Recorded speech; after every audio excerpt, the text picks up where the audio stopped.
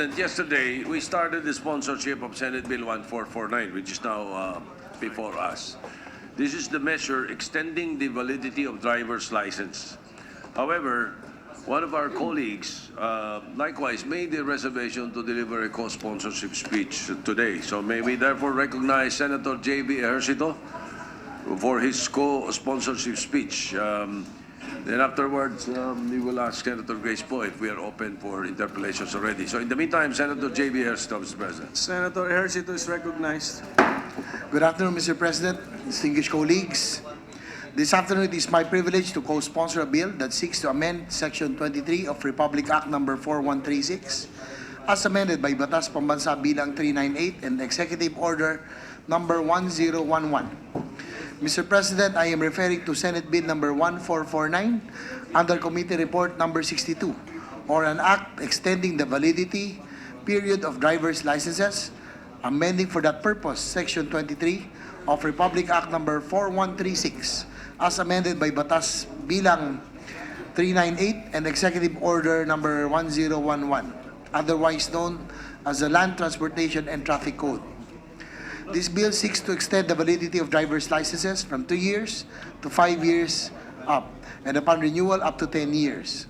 The purpose of this measure is to reduce expenses of the government in facilitation of license applications, more importantly, by extending the validity of driver's license. It will also lessen, if not eliminate, the existence of fixers in the land transportation offices that serve as an avenue for corruption and irregularities in obtaining licenses. To end purpose of this proposed measure is to lessen interaction between license applicants and frontline government agencies, thereby reducing unnecessary wastage in government resources and saving citizens precious time from going to and from government institutions. As co-author of this proposed bill, Mr. President, allow me to present some simple facts that underscore the importance of this measure. On June 20, 1964, Republic Act No. 4136 was enacted into law and entitled, An Act to Compile Laws Relative to Land Transportation and Traffic Rules, and to create a Land Transportation Commission and for other purposes. This law also includes the provision for the mandatory application of licenses to operate motor vehicles, among others.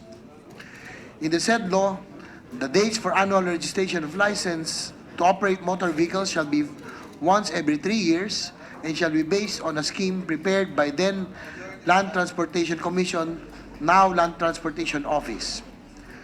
With the growth of population in the country, which is now around 108 million, as compared to 29.6 million in 1964, the demand and applications for driver's licenses exponentially increased, requiring for the release of 5.8 million license cards annually. Upon observance of the process to obtain driver's licenses from the LTO, it was revealed that delays, corruption, and irregularities persist. Alongside with the issue of corruption and irregularities to secure licenses, the government spends huge amounts of money and time in order to facilitate the registration process. This proposed measure will pave the way for a new system that will distribute the facilitation of driver's license application and renewal over a longer period in order to lessen citizen interaction with the LTO. It would also give the agency ample time to come up with a more comprehensive examination and proficiency test for applicants. Before I end, I'd like to commend Chairperson of the Committee on Public Services, Senator Grace Poe, and Senate President Pro Tempore Senator Recto for introducing provisions for LTO to carry out a system for online application process for the renewal of licenses and for imposing that fees for driver's license shall not cost more than the government's procurement expense. Mr. President, with the current administration's policy toward premium public service, it is considered that the validity extension of the Philippine driver's license is one of the major steps in launching reform in our government services. Having said that, Mr. President, dear colleagues, it is high time that we pass the proposed measure. Thank you very much. Thank you, Senator J.V. Ejercito. Majority Leader. Thank you, Mr. President. I move to suspend consideration of Senate Bill 1449 under Committee Report No. 62. Is there any objection?